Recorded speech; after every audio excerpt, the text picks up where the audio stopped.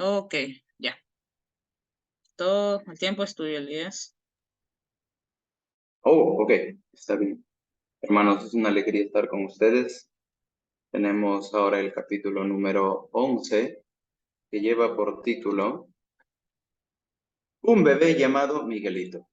Bueno, tenemos en esta historia un bebé que se le castiga, pues en su intento de caminar no lo logra la primera vez y es castigado. Este bebé, pues por no poder caminar.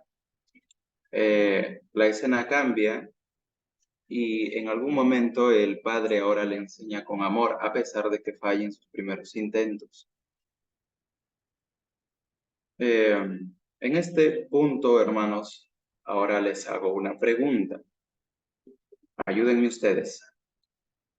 ¿Cómo, qué les parece a ustedes? Primero, su parecer, ¿ya? Estas dos escenas, ¿por qué se dan? Hay casos donde hay castigos, a veces desde pequeños, ¿no? Y hay otros casos donde, ¿no? Quienes tienen hijos de repente, a ver, me pueden ayudar. ¿Qué opinan en este punto? En esta historia que se cuenta, ¿no? Como introducción. Tu pregunta sería si consideras bien el castigo para Ni los bien niños. ni mal, ni bien ni mal. Solo quiero ver el parecer de los Ah, ok. hermanos en relación con lo que se presenta, ¿no? No quiero condicionar la respuesta, por eso quiero saber pareceres, ¿no? Se muestra dos escenas. Primero, un castigo al bebé que intenta caminar. Bueno, es un bebé, ¿no? Pues no lo logra el primer intento, pero después tiene ayuda. Entonces, quisiera, hermanos, su parecer en cuanto a este asunto, este punto. Vamos, hermanos, apóyenme.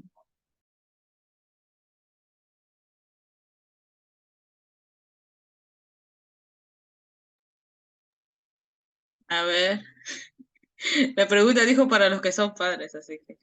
Hermana Carmela, hermana Guedita están llamadas ahí a responder. Brigitte también. A los padres que Los tienen padres, hijitos. los que ya probaron ese privilegio.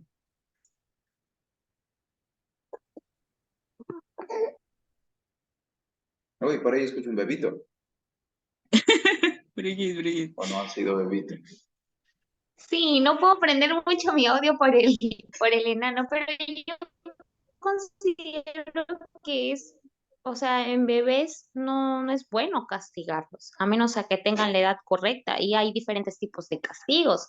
Si bien es cierto, en la Biblia registra que nosotros debemos corregir a nuestros hijos, pero yo creo que a partir de cierta edad, no de bebés, y porque quiere caminar, creo que para que un bebé aprenda a caminar, hay que necesita mucha paciencia. Ahora sí es algo, por así decirlo, como dejar a nuestros hijos ya grandes que empiezan a caminar, que se refiera a experimentar o a exponerlos al mundo, sí es un tema un poquito más diferente, ¿no? Interesante, muchas gracias. A ver, otra madre por ahí. Hermana Carmela, hermana Guedita.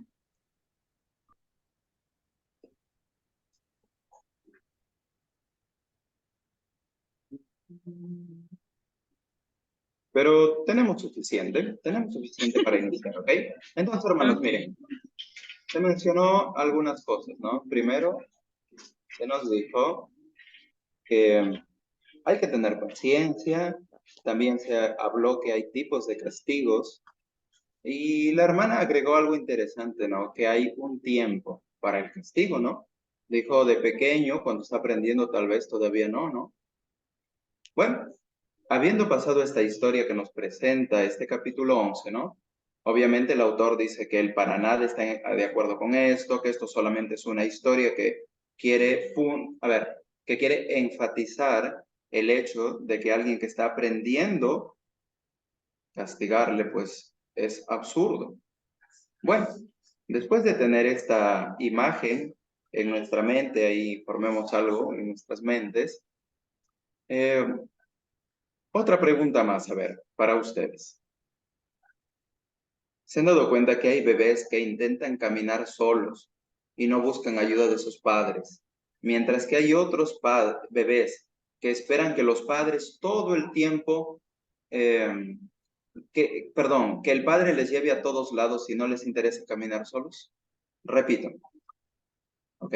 Después de esta escena que el autor nos presenta, quiero plantear lo siguiente. Hay bebés que intentan ir y caminar solos y no tienen ayuda del padre, ellos solos intentan, ¿no? Mientras que hay otros bebés que esperan que el padre los lleve a todo lugar y no les ni interesa caminar.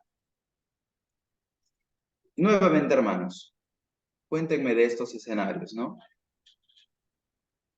Y ahora sí a todos, ya Carolina, a todos, toditos, ¿ya? Repito, mira, dos escenarios. Hay bebés que no les interesa, perdón, que quieren caminar solitos, no quieren ayuda de papá. Mientras que hay otros bebés que siempre quieren estar cargaditos en los padres, ¿no? Y que el padre me lleve a todo lugar. Vamos, hermano, les escucho. Yo creo que se da el tema ahí de la dependencia y de la independencia, ¿no? Es bueno que los bebés, que los niños sean independientes, no excesivamente, y también la dependencia. No es bueno que tampoco dependan mucho de nosotros, pero sí lo normal, ¿no? O sea, todo en exceso es dañino, eso de por sí, porque ya en un futuro se convierte en mamitis, ya va a estar todo el tiempo atrás de la mamá, y yo creo que hay que enseñar a nuestros hijos a que sean independientes, pero también hay que estar pendientes de ellos, ¿no? No tampoco dejarlos a sus anchas, por así decirlo, ¿no? Ok, interesante. ¿Y en qué punto dirían ustedes que entra a tallar lo que llamamos nosotros libre albedrío? Ejercer ya nuestra voluntad. Cuando le damos elegir, ¿no? Cuando le Eso. mostramos opciones y elige, ¿no? Es libre de elegir lo que le gusta, lo que no, y nosotros pues apoyarlo, ¿no? ¿Ok? Entonces, miren, hemos presentado varios escenarios, ¿no? El autor es muy específico en la historia que presenta, ¿no? Y tiene un giro radical. Por un lado, nos presenta un bebé que al primer intento de caminar es castigado. Giro radical y ahora muestra a este bebé que el padre con mucho amor le va a ayudar en sus primeros intentos. Después de ello, presenté que consideremos a bebés que intentan caminar solitos y no buscan ayuda, mientras que hay otros bebés que esperan que todo el tiempo se los lleve a cualquier lugar. Ahora,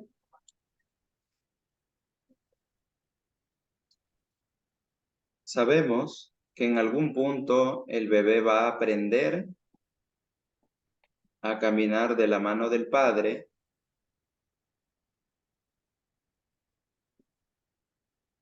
A ver, mi apunte dice, en algún punto este bebé aprenderá dos cosas. Obviamente, espiritualmente hablando, ¿no?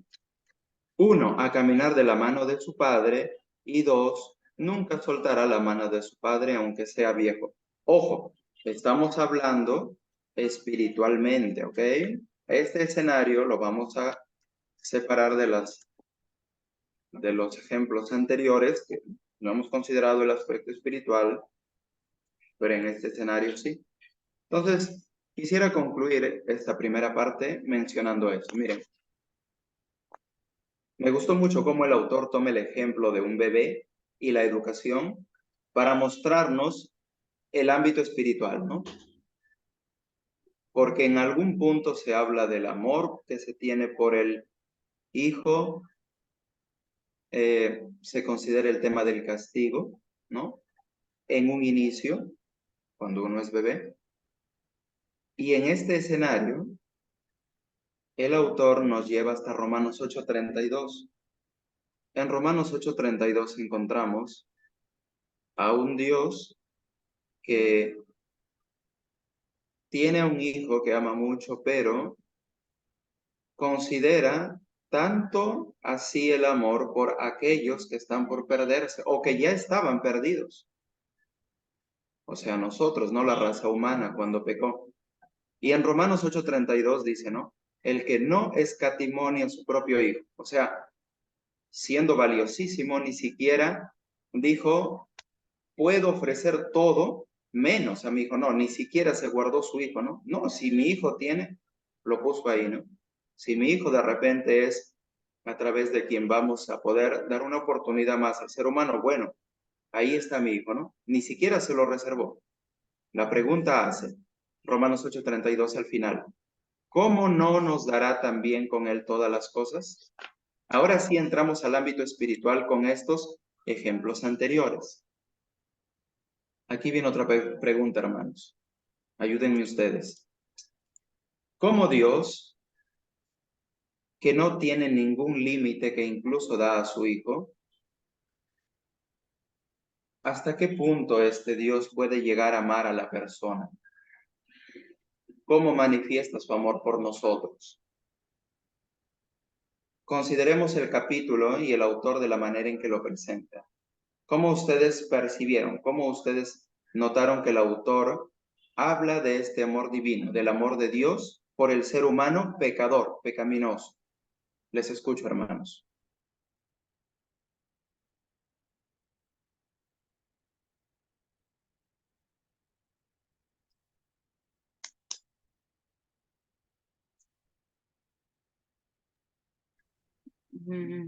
¿Puedes repetir la pregunta? La pregunta es, hemos visto historia que el autor nos presentó, cómo esto lo lleva al ámbito espiritual. Hemos leído Romanos 8, 32, donde vemos que Dios no se reserva nada, ¿no? Sino que incluso a su hijo, ¿no? Que es, pues, ¿no? Lo más valioso, ¿no? Nosotros hemos visto cuánta gente, ¿no? Que por sacar al hijo de repente de X situación, venden carro, venden casa, qué sé yo, ¿no? Entonces, ¿cómo ustedes han entendido a la luz de este capítulo 11 que el autor presenta a Dios en relación con el pecador, con el ser humano pecaminoso?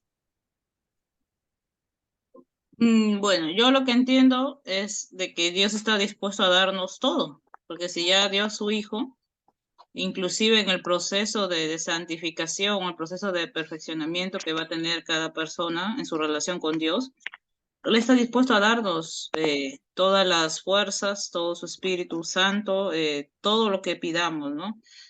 Hay un versículo que me gusta mucho de Santiago, Santiago 1, 5, ¿no? Les leo, y si alguno de vosotros tiene falta de sabiduría, pídala a Dios, el cual da a todos abundantemente y sin reproche, y le será dado, ¿no? Y agrega, no pida con fe, no dudando nada, porque el que duda es semejante a la onda del mar que es arrastrada por el viento y echada de una parte a otra, ¿no? Entonces, ¿en qué sentido Dios nos va a dar todo, no? Porque a veces dicen algunos, oye, pide con fe, ¿no? Pero a veces estamos pidiendo cosas equivocadas, ¿no? O egoístas, ¿no? La Biblia dice, pide con fe, que pide, se le dará, ¿no?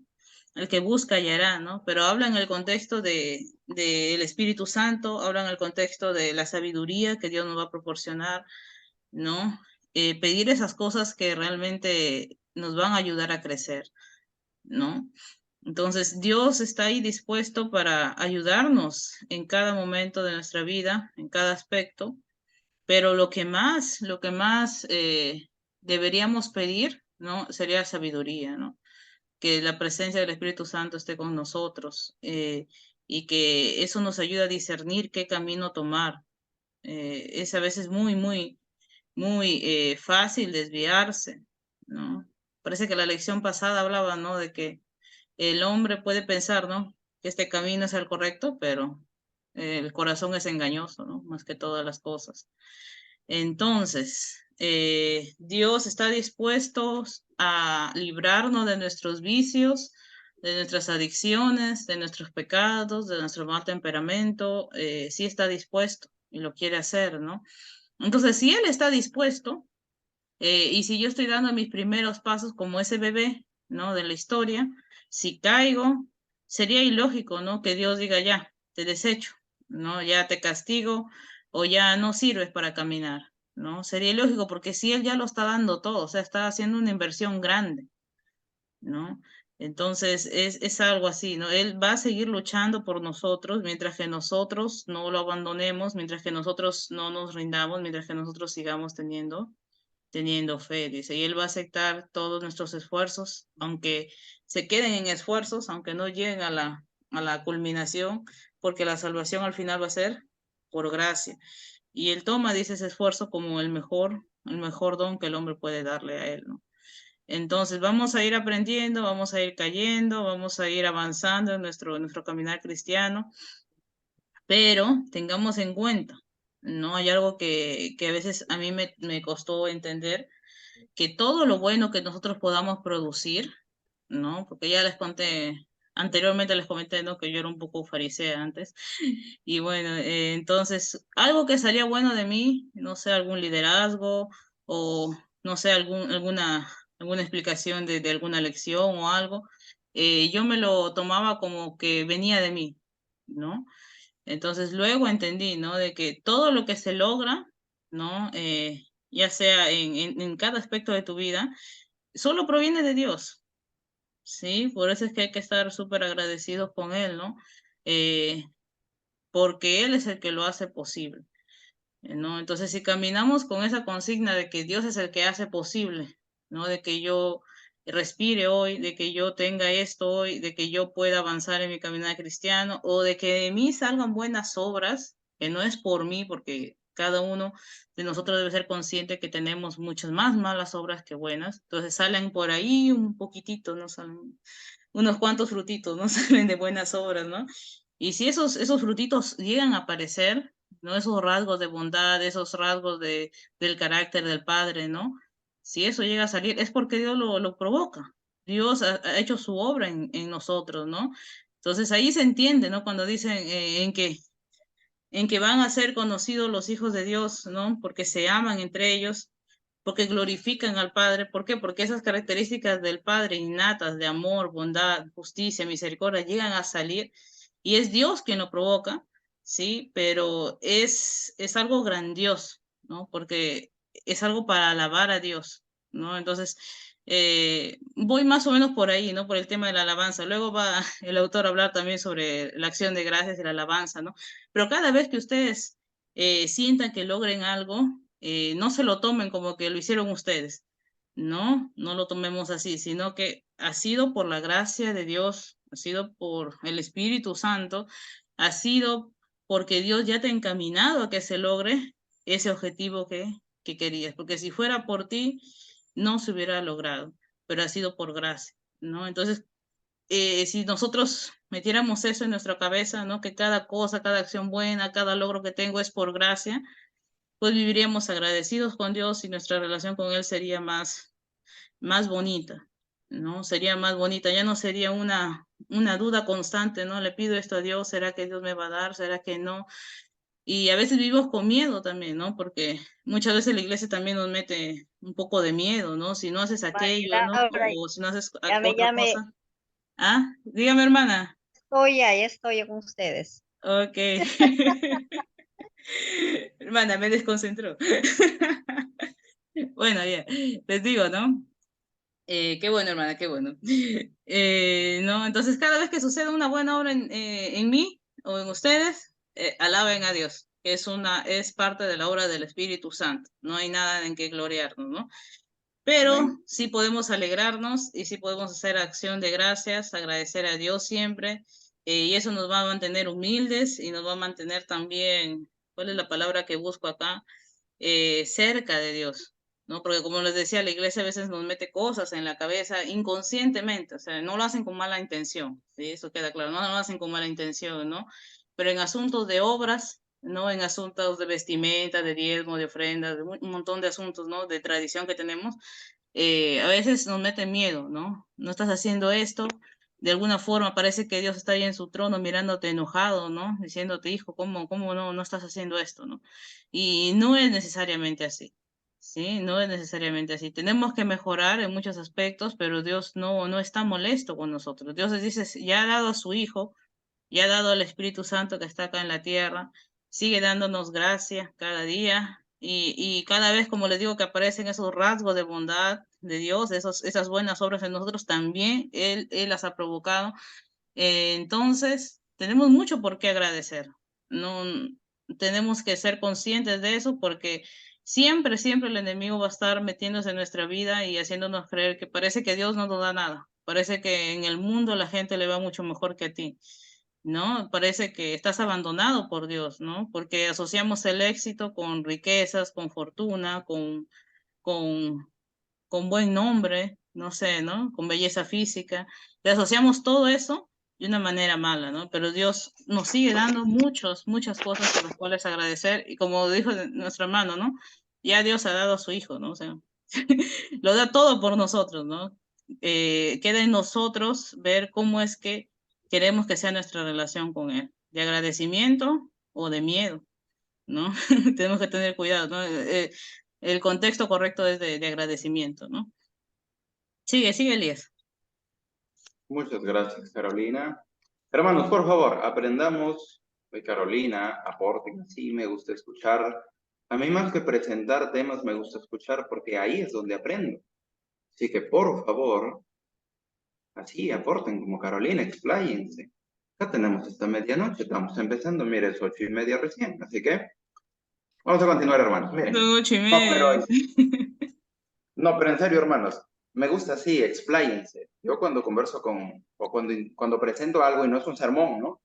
Como va ahorita, esto no es un sermón, hermanos, es un conversatorio, ¿ok? Ujú. Si tienen algo, quieren aportar normal, hermanos. A mí me enriquece mucho eso. Bueno, hermanos, sigamos. Entonces, miren.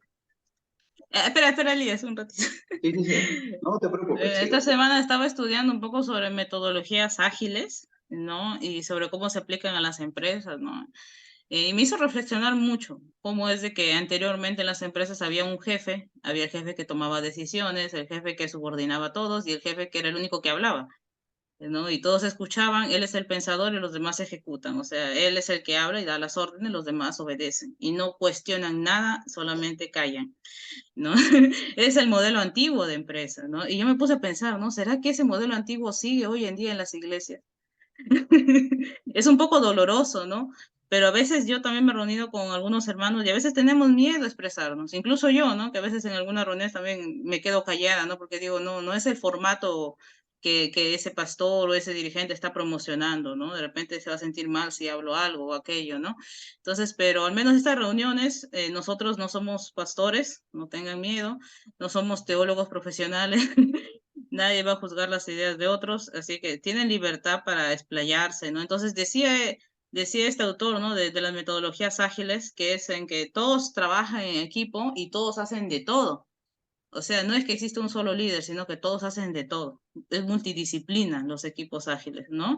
Entonces, hoy día, por ejemplo, yo puedo estar compartiendo con ustedes, mañana puedo estar haciendo el tema, mañana puedo estar haciendo la oración intercesora, otro día puedo hacer otra parte, ¿no? Y todos deberían mezclar sus habilidades, ¿no? O sea, siempre va a haber alguno que va a tener una habilidad mayor, ¿no? Más desarrollada. ¿No? Va a tener siempre alguno una habilidad más desarrollada, pero tiene la responsabilidad de ir y aprendiendo del otro las otras habilidades.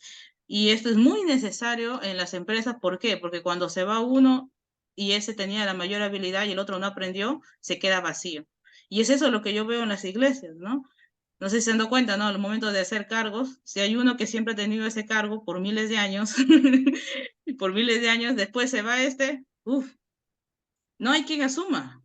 Y no asumen por miedo, ¿no? Porque dicen, pero esta persona tiene más experiencia, no, yo no voy a poder, o de repente tienen miedo también a la presión, a lo que se viene, ¿no? Entonces, es un riesgo que estamos tomando a nivel de institución el enseñar el formato antiguo de empresas. O sea, deberíamos pasar al menos como iglesia a un formato un poco más ágil, ¿no? A que todos tengan voz, todos tengan representación y la gente no tenga miedo de expresarse. No, no tenga miedo, ¿no? Por eso Elías dice, exprésense, hablen lo que quieran, ¿no? De repente les recordó a sus hijos la historia, ¿no? Que él mencionó, lo que quieran, ¿no? Entonces, porque cuando todos pueden expresarse, dice que se refleja un ambiente sano, ¿no? Entonces, no me hagan sentir mal que esto es un ambiente autoritario. No, dice, cuando no se expresan mucho, dice este autor, ¿no? Es que estamos todavía con la metodología antigua, ¿no? Con la metodología tradicional, ¿no? Donde solamente uno piensa y los demás ejecutan, ¿no? Y yo, hermano, de verdad no les deseo eso, porque es muy malo para la mente solamente dejar que otro piense por ti, ¿no? Porque yo ya lo he dejado por mucho tiempo, ¿no? Yo he dejado que muchos piensen por mí, que me digan qué hacer, que me digan, y no es bueno, ¿no? Porque el Espíritu Santo está hablándonos día a día, está expresándose en un montón de situaciones y nosotros tenemos que reaccionar a él. Entonces no le vas a decir, Espíritu Santo, espérame, le voy a consultar a mi pastor, a mi líder de grupo, espérame, no, no, no. No vas a dejarlo así en espera, ¿no? Sino que tienes que reaccionar y tomar decisiones, ¿no? Entonces, hermanos, bueno, ese es mi mensaje, que avancemos un poco a las metodologías ágiles, ¿no? No nos quedemos con el formato tradicional de iglesia, de sermón, ¿no? Que avancemos, ¿no? En fin, continúa, Elías. Muy bien, Carolina. Y agrando el paréntesis que Carolina abrió, agregando que lo que menciona es algo que, por ejemplo, ahora en Europa se usa mucho, hermanos. Miren, en las empresas, ustedes saben que normalmente siempre había un jefe, ¿no? Pero ahora hay, no le quiero decir un espíritu rebelde, ¿no? Pero, no sé, también eso es algo Hay nuevo, ¿no? Pero metodologías el que hecho, incluyen que no haya jefe. Estaba leyendo, hay te metodologías que incluyen cuento, que sin jefe. te cuento, mira, pero el hecho es que hacen bastante justo lo que menciona Carolina, ¿no? O sea, esas reuniones donde en vez de que el jefe simplemente dice se hace esto, ¿no? Así, aportan los mismos empleados. Dicen, por ejemplo, miren, aquí hay esto que está mal, o de repente hemos descubierto que se puede mejorar de esta manera, y aportan. Y por lo general, las cosas que se hacen vienen sí del conjunto. Y saben, bíblicamente dice que en donde hay muchos consejeros, ahí hay sabiduría. Que cerremos con ese versículo, este paréntesis, miren. Como les digo, hermanos, yo, por ejemplo, me acuerdo algunas palabritas de versículos, pongo en Google y Google me da la palabra. Miren, Proverbios 11:14, por ejemplo, dice así. Mira, donde no hay dirección sabia, caerá el pueblo, mas en la multitud de consejeros hay seguridad.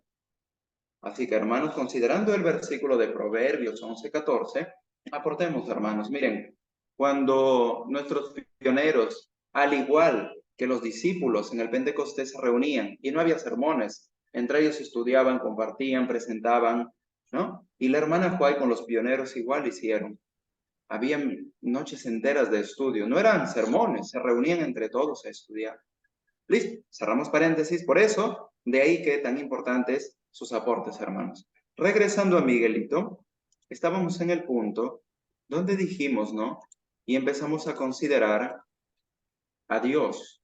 Se habló, nuestra hermana anteriormente habló de que hay tipos de castigos, que es un Dios, bueno, que es paciente, que hay un tiempo adecuado para el castigo, que hay un riesgo de llegar, no, corrijo, que en algún punto se empieza a ejercer ya libre albedrío.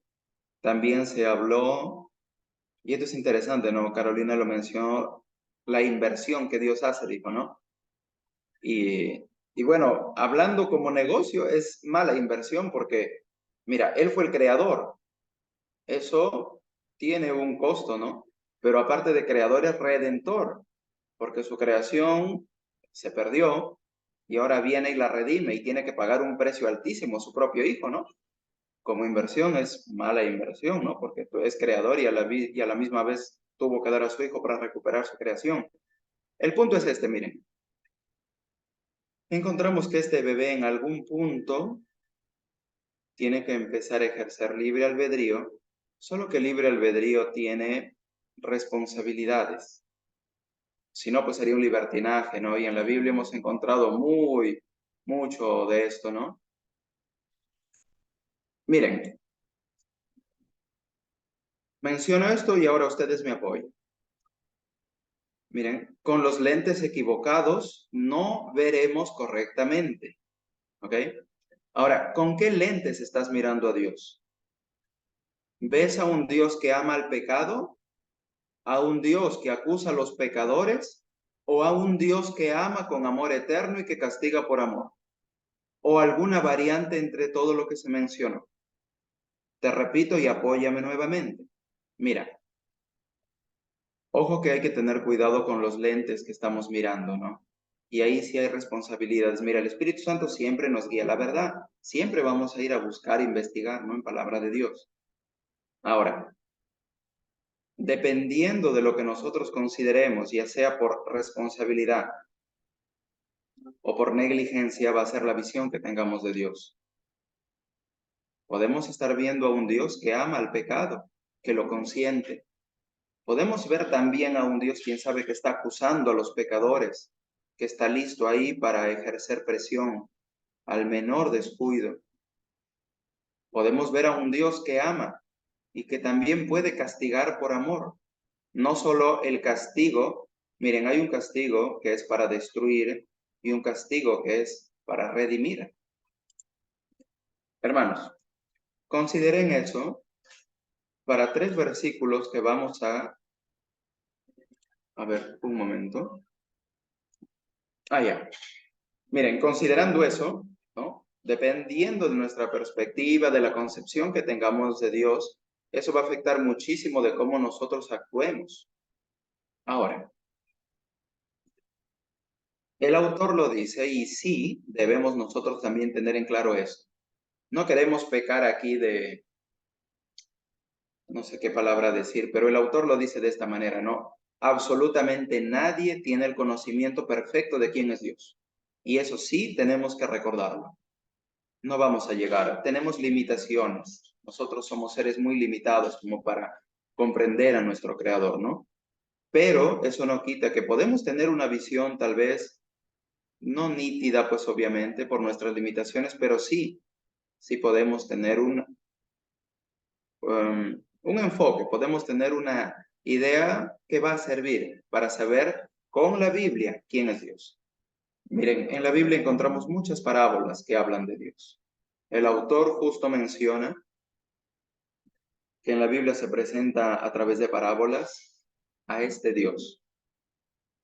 Y después que nos cuenta eso, el autor nos dice que la justificación por la fe nos ayuda a entender cómo Dios lidia con el problema del pecado. Esto de justificación por la fe, ¿por qué lidia con el pecado? Porque por un lado, ayuda a que este pecador sea considerado en el cielo perfecto. ¿Por qué se necesita eso?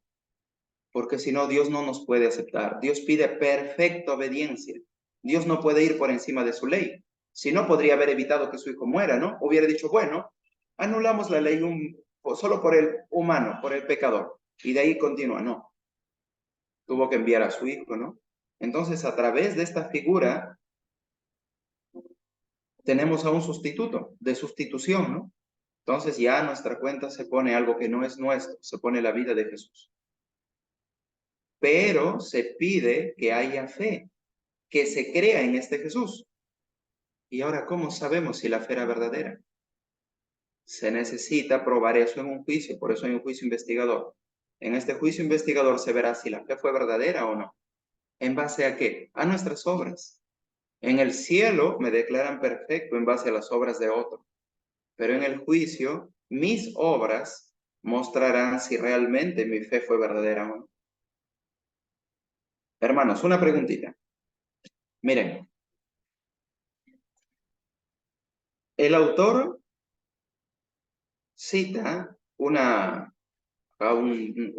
líneas que escribe la hermana Elena, dice, ¿no? Para avanzar sin tropezar, o sea, sin pecar, debemos tener la seguridad de que una infinita misericordia se ejercerá hacia nosotros si caemos. Hermanos, ustedes saben que pecamos. Eso es así. Pensando, actuando, ya sea pecado grande, pecado pequeño, pero pecamos. ¿Quién no se enoja? ¿Quién no tiene rabia? ¿Quién no tiene ira? ¿Quién no tiene resentimiento? ¿Quién no tiene, no? Algo, aunque sea pequeño, aunque no lo manifestaste, pero aquí en la mente. Jesús dice, si ya lo pensaste, dijo, ¿no? Ya fornicaste con tal mujer. Si aquí en la mente tuve resentimiento, odio, cólera, envidia o lo que sea, ya pequé. No nos engañemos. Entonces, la pregunta es, considerando eso, ¿cómo nosotros entendemos ahora estos 3 versículos? Escuchen bien, ¿ya? Apocalipsis 3:19, pero no olviden el ejemplo, ¿eh? Sabemos que nosotros, humanos, pecamos. sea pequeñito, que la hermana o hermano salió, pero de repente yo sé que actúa mal y de repente no tengo un espíritu de querer ir a salvarlo si no estoy en mi cabeza, ¿no? ¿Cómo puede ser que este hermano lo dejan que haga esto y el otro no? Y no tengo un espíritu de ir a ayudarle. Vamos mal, ¿no? Mira, 3 versículos te leo. Apocalipsis 3:19 dice, y aquí Dios mismo habla, ¿no? Yo reprendo y castigo a todos los que amo. Sé pues celoso y arrepiéntete. Dice, yo castigo, ¿no? Ahora que me digas que castigaré en tiempo futuro, en tiempo presente, o ya castigó, bueno. Hebreos 12:6. Porque el Señor al que ama disciplina y azota al que recibe por hijo. Estos 2 versículos son del Nuevo Testamento. Tomemos ahora uno del Antiguo. Proverbios 3:12 dice, porque Jehová al que ama castiga como el padre al hijo a quien quiere. Mira, mi hermano, todos estamos en un camino que es el camino de la santificación. Es un camino donde vamos a ir progresando, cayéndonos y levantándonos. Pero en ese caminar encontramos a un Dios que dice que castiga. Hermano, ¿cómo entiendes esto? Hermana, quiero escucharles.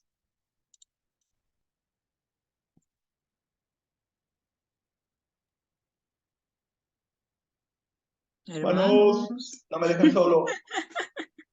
No se duerman, hermanos, por favor. No me dejen solito.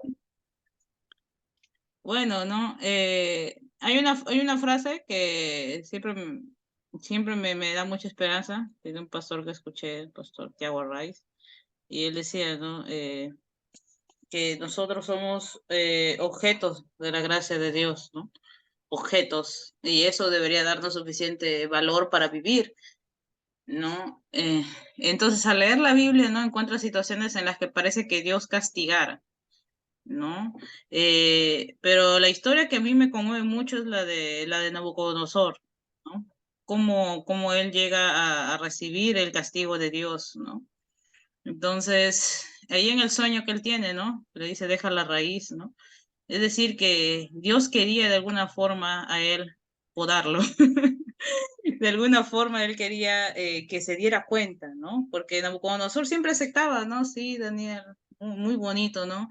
Pero ese Dios no pasa a ser su Dios, sino que pasa a ser uno más entre todos los dioses que él cree, ¿no? Y su peor pecado era su orgullo, ¿no? Porque él se creía todopoderoso, ¿no? Nabucodonosor.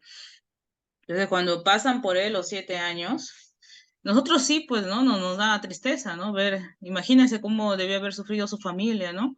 De verlo convertido en alguien que perdió sus facultades mentales, ¿no?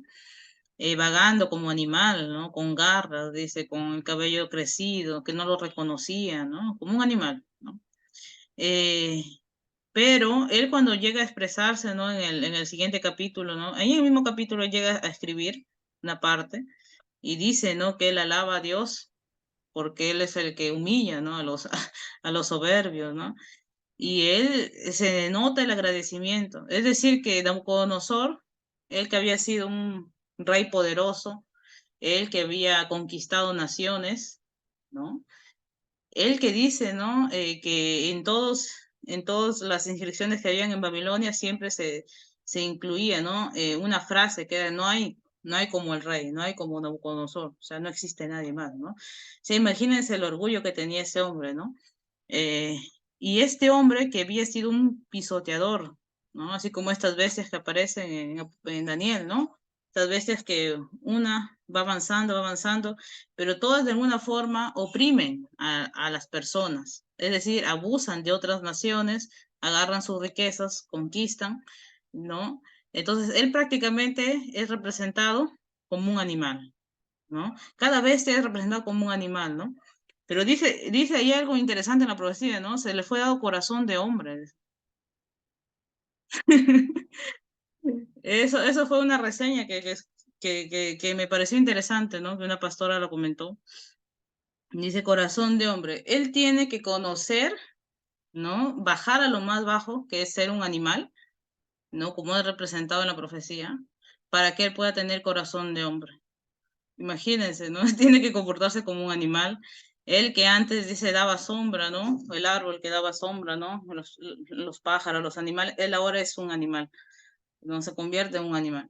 Y solo ahí, cuando baja ese nivel, él logra entender, ¿no? Y logra tomar conciencia de cómo había sido su caminar, se conmueve.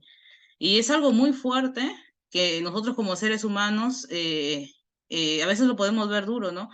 Pero en los momentos más difíciles, en los momentos más tristes, en los momentos más crueles que podemos pasar, es cuando recién a veces nos somos sensibles a todo el daño que hemos hecho. No sé si les ha pasado, ¿no? El momento más sensible, más triste, te pones a pensar, ¿no?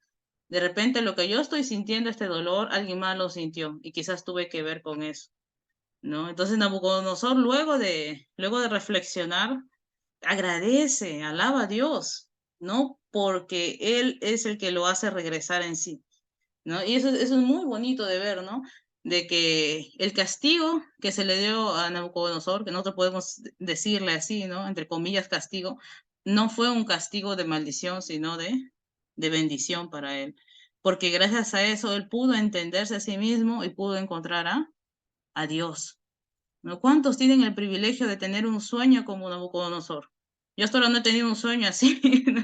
Donde Dios diga, oye, estoy examinando tu obra, oye, estoy al pendiente de ti, ¿no? Y ahí vuelvo a la frase, ¿no? De que si tú eres objeto de la gracia de Dios, esa razón te bastaría para vivir, porque eres consciente de que Dios está al pendiente de tu caso, que existe un ser superior que está al pendiente de tus obras también, ¿no? Entonces existe alguien superior al que yo le importo, ¿sí? Le importa a esta persona, ¿no?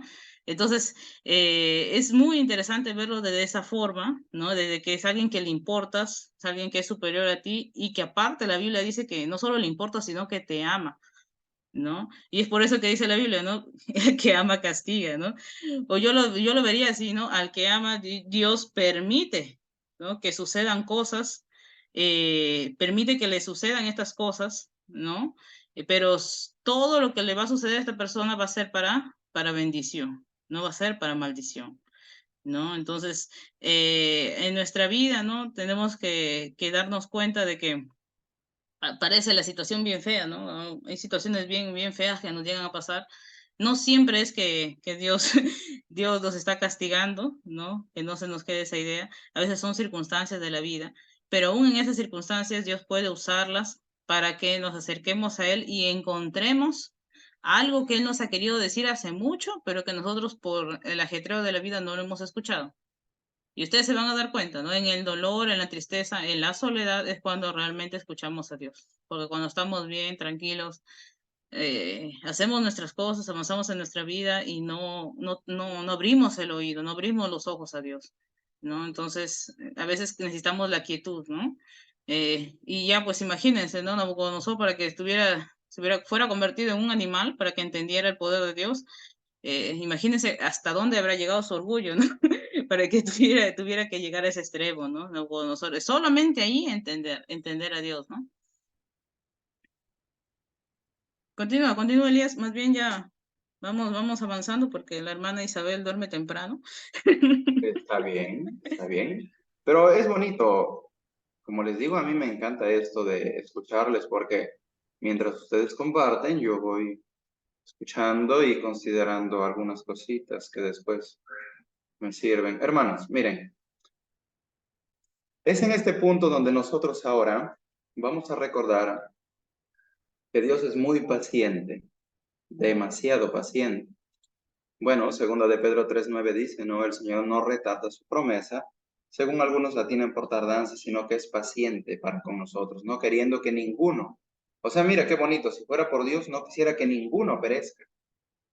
Bueno, el deseo de Dios es que no se pierda ninguno, pero bueno, ya lo vemos que fue que le pasó a Israel, ¿no? Para ir concluyendo, ¿saben? Quisiera llamar a esta reflexión. Miren, un día conversábamos con Carolina, ¿no? Y ella me hablaba acerca de, ¿cómo se llama? Ya les mencioné esto una vez, ¿no? De lo que eran las pastoras, ¿no? Las damas pastoras. No es, digamos, tan relevante, ¿no? Pero sí es algo importante a considerar. Pero al margen de que tenemos puntos de vista distintos, encontré algo interesante, miren.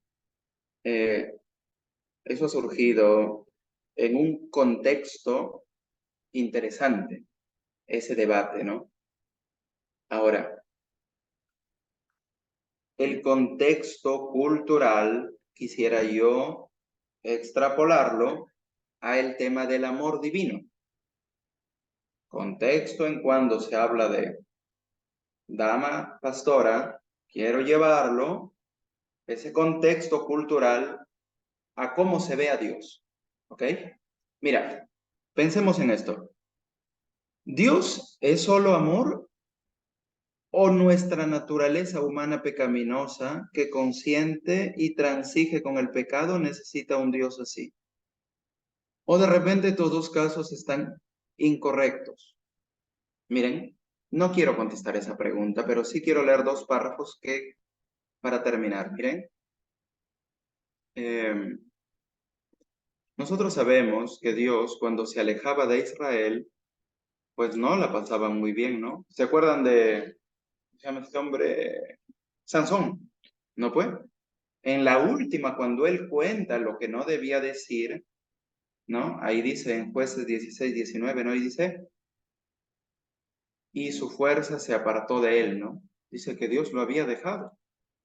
No lo castigó, pero lo dejó. Ahí encontramos consecuencias, ¿verdad? Miren,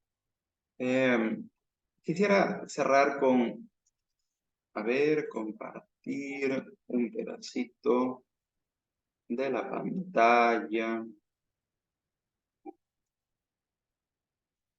Solo dos párrafos, hermanos. Yo no soy mucho de hacer mis diapositivas, pero...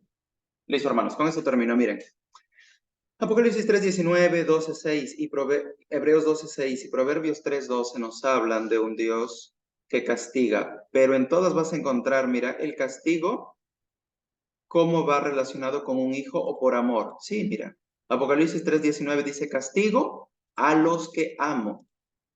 En Hebreos 12:6, disciplina con el hijo, y a un hijo no puedes aborrecer a un hijo. Y en Proverbios 3:12 mira otra vez, Jehová castigo y un hijo, mira. Ojo, aquel castigo no está hablando de pecado, está hablando en un contexto de un Dios amoroso con sus hijos. Interesante, ¿no? Mira, Joya de los Testimonios, tomo 1, dice, el testigo fiel declara que cuando uno supone que está en buenas condiciones de prosperidad, realmente lo necesita todo. No es suficiente que los ministros presenten temas teóricos. Deben también presentar los temas prácticos. Deben estudiar las lecciones prácticas que Cristo dio a sus discípulos y hacer una detenida aplicación de las mismas a sus propias almas y a las de la gente. Porque Cristo da este testimonio de reprensión. ¿Supondremos que le faltan sentimientos de tierno amor hacia su pueblo o no? El que murió para redimir al hombre de la muerte ama con amor divino y a aquellos a quienes ama los reprende. Mira, la hermana Huay hablando en base de los versículos que hemos leído anteriormente, ¿no? Yo reprendo y castigo a todos los que amo. Pero muchos no quieren recibir el mensaje que el cielo les manda gracias a su misericordia. No, y mira qué cosas aquí la hermana señala, ¿no? Que son base para el castigo. No pueden soportar que se les hable de su negligencia en el cumplimiento del deber. A ver, ¿en qué somos negligentes? Mirémonos nosotros, ¿no? Ni de sus malas acciones. Acciones empiezan en la mente. ¿Qué estás pensando mal? Que se vuelve acción mala. Tercero, de su egoísmo. Cuarto, de su orgullo. Quinto, y amor al mundo. Y último párrafo para concluir. Pero no olviden, acá hay esos párrafos. Y Testimonios para la Iglesia 806.3 dice. Bueno, les cuento que nuestra iglesia tuvo su primera o una de las primeras imprentas hace ya muchos años y la hermana Huay cuando pasó un incendio dijo esto. Se me ha preguntado si tengo algún consejo que dar. Ya he dado el consejo que Dios me ha dado a mí. con la esperanza de evitar la caída de la espada de fuego que se blandía sobre Battle Creek. Ahora ha llegado lo que yo temía. La noticia del incendio del edificio de la Review and Herald, cuando me llegó no sentí ninguna sorpresa y no tenía ni una palabra que pronunciar. Lo que he tenido que decir de vez en cuando en forma de advertencias no ha surtido ningún efecto, excepto el de endurecer a los que las oyeron. Y ahora solo puedo decir, lo siento mucho, de corazón, que haya sido necesario experimentar ese azote. Se había dado bastante luz. Si se hubiera aprovechado, no se necesitaría más luz. Hermanos, este capítulo de Miguelito y el bebé me hace recordar y concluyo con lo siguiente. Dios es amoroso, Dios es muy paciente y no olvidemos que cuando empecemos a ejercer el libre albedrío, tomamos decisiones. Dios a través del Espíritu Santo siempre nos va a llevar de la mano, nunca nos va a soltar. Pero si somos rebeldes y soltamos, ahí hay que tener cuidado. No te puedo dar la respuesta exacta en qué momento Dios castiga, no lo sé. No te puedo dar tampoco la respuesta exacta en qué momento Dios o en base a qué considera tal vez ejercer ciertas correcciones. No lo sé. Pero sí sé que Dios ama y encuentro que castiga para redimir. ¿Cómo y en base a qué? Habría mucho que analizar. Hermanos, ese Dios tan amoroso que tenemos cuida y ama tanto que no quiere que sus hijos se pierdan. Y sí sé que va a hacer todo lo posible, todo lo necesario para que no nos perdamos. ¿Listo, Carolina?